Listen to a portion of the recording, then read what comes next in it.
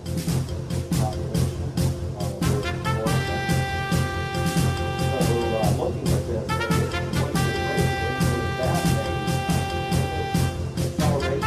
back to the Inside Scoop Emerald Planet. Here again, your host, Dr. Sam. Hello and welcome back to the Emerald Planet. I'm Dr. Sam Hancock, the President and Executive Director of EmeraldPlanet TV and EmeraldPlanet. And we're looking around the globe in 143 different nations, looking for the best practices, the service, the technologies, and the products that are making a difference as we move through the 21st century.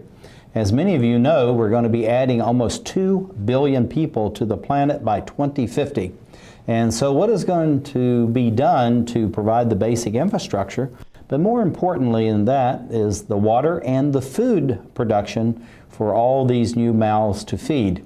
We have two people with us that are actually on the consumer but also the volunteer side of producing food in urban areas, which now takes up about 54% of the population on the planet.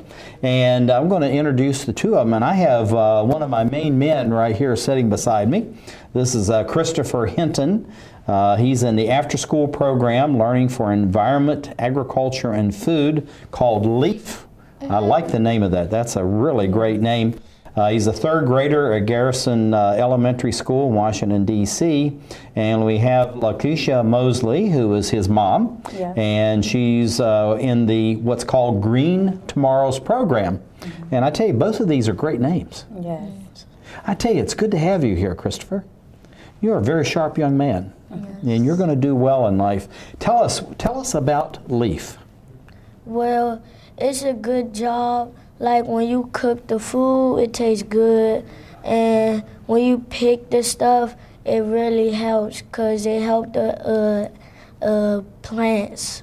Well, it's good for the plants, it's good for the soil, but it's good for us as human beings, right? Yes. So having fresh vegetables, I bet your mom's a good cook, isn't she? Yes. No, you just say yes, all right? Okay.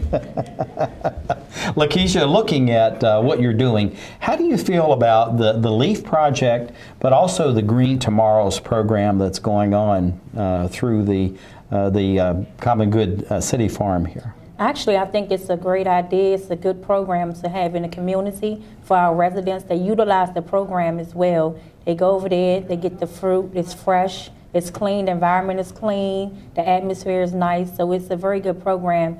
It instills in the young youth how to use fresh greens and fruit in our community.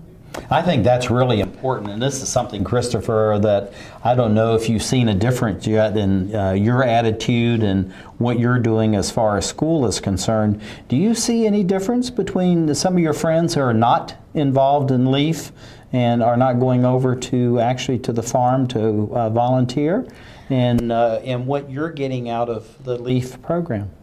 Sometimes when I go over there and ask, they be like, no, and sometimes when it just like be me and some of my other friends. So really, you're finding is that what you have to do is you got to go out now and promote and get your friends to become involved. Is that what you're saying? Yes. Oh, I think that's fantastic. Laquasha, looking at as a mom, what do you see that Christopher's learning that he's bringing home day to day or week to week as far as nutrition, obesity, and just good food in general? Christopher is very, very excited about the Commonwealth program over there, and he goes over there. Actually, he's been very involved in it. Christopher is utilizing it with his weight. He used it to say he losing weight. He brings vegetables from the farm to the house. He wants me to cook it. He grows it in the grass in the front of our house. He grows greens, he grows broccoli, he grows string beans.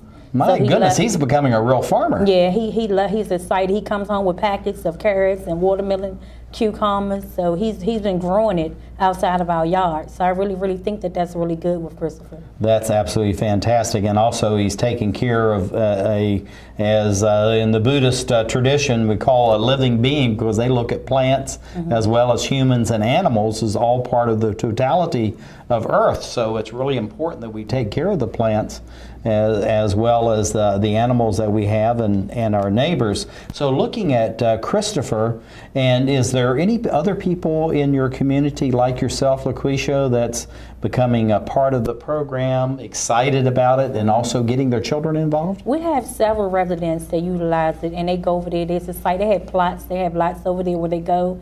They treat it over the weekend. They go every day. They hose it down. They eat actually out of it. So they're really utilizing it, and I think it's a good thing that it's over there for the community to see.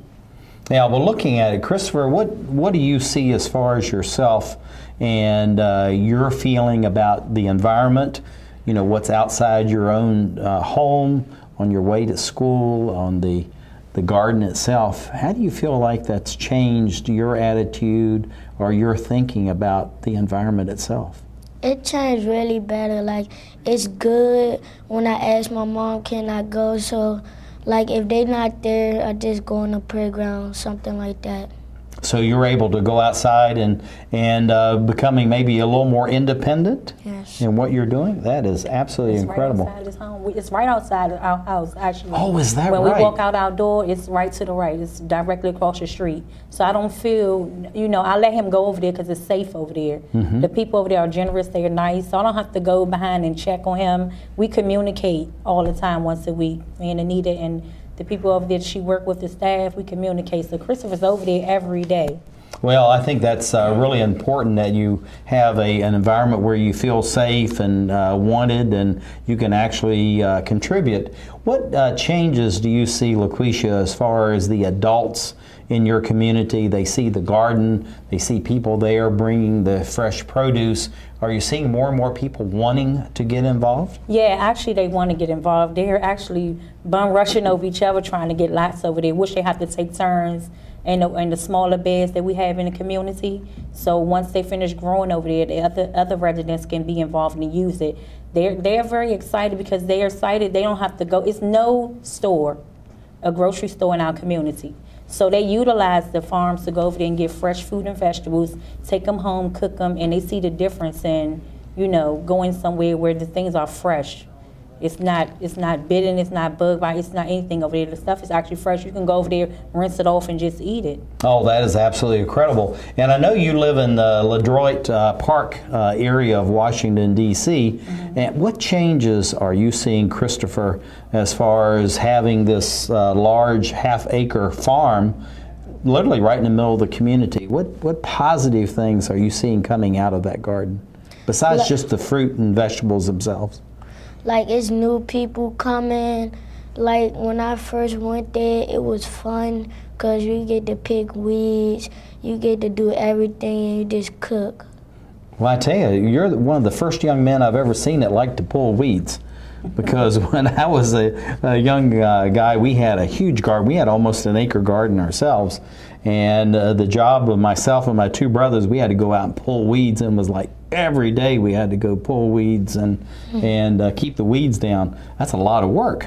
Yeah, I was excited he was able to go out there and do that because he was never introduced to it. I didn't introduce him to it. When we moved to the community in December, we seen a farm there. He shot straight over there. He's been faithful. I could say he's like one of the staff there. Oh, that is absolutely incredible. Now tell us about Ledroit Park and how you think having the farm there, Laquasha, is actually changing the community, and I don't mean just superficially, but in a very fundamental way. What do you see? I think it's really changed our community as far as people within itself, because they're learning how to interact with each other as residents. They're learning how to share. They're learning how to come together as one body, work together, and being able to see the actual work that come out of what they're doing. So they're really excited. Well, this is really an immediate response, immediate gratification that you go out and even though you're putting in maybe coming from seeds or from seedlings, but actually to see the plants growing. Looking at these raised beds, and I'd like to bring that up as a full screen if we could on the slide. Tell us about these raised beds. What is this all about, Christopher? What do you see when you look at these raised beds and people working around the raised bed? I see everything. I see curds, I see flowers, I see cucumbers, I see watermelons, I see everything. So this is really, each one of these raised beds, this is almost like a little mini farm in itself then. Yeah, farms. And do you have one assigned to you? Do you have one of these, or are you helping with the entire half-acre area? Yeah, I have one. I have carrots, watermelons, and I have cucumbers, and I have radish, and I have spinach. Well, I tell you, that's a good combination, and those are really all good vegetables to have in your diet, because many of those are what they call miracle vegetables, like a radish is really very, very good for you. And I found out something, watermelon is fantastically good for human beings, and all of a sudden I've become a fan of watermelon, Laquasha. Looking at the raised bed, I'm leaving this here purposely. How do you see the community getting involved with these raised beds and feeling like they can actually go out and do something that's positive and then translate that back into their home area? Actually, they're comfortable. They're comfortable. They know that the raised beds are there. They know that the upkeep is nice over there. They go over there to the raised beds. They, like I said, they water them. They actually growing their own things. So it's like a project. They take the seeds, they go over there, they grow them themselves. They don't have Mr. Anita and them sit down with them and show them how they do it. They go to the farm over there periodically. They go back to their raised beds. They being able to grow what they see. So they go back to it. So they're very excited. They get up early in the morning and they leave out to go water it every day. That is absolutely incredible. Looking at what you're learning over there, Christopher, as far as the Common Good Farm, what do you see that how this is going to help you in the future? It helps me a lot. Like, I love the farm. It's big, it's huge. You can grow anything in there. And I love the people that helps out. They're not bad or nothing. I think it's absolutely fantastic. Laquasha, in the last part, let's leave with this slide, and we only have about 13 seconds. Okay. What would you like to share with our viewers, both here and abroad? Actually, I would like to share for them to come out. I would like for them to come out and being able to see what's going on in the farm and being able to actually eat and take back home. That's absolutely fantastic. What we're going to do is we're going to let these credits roll here, because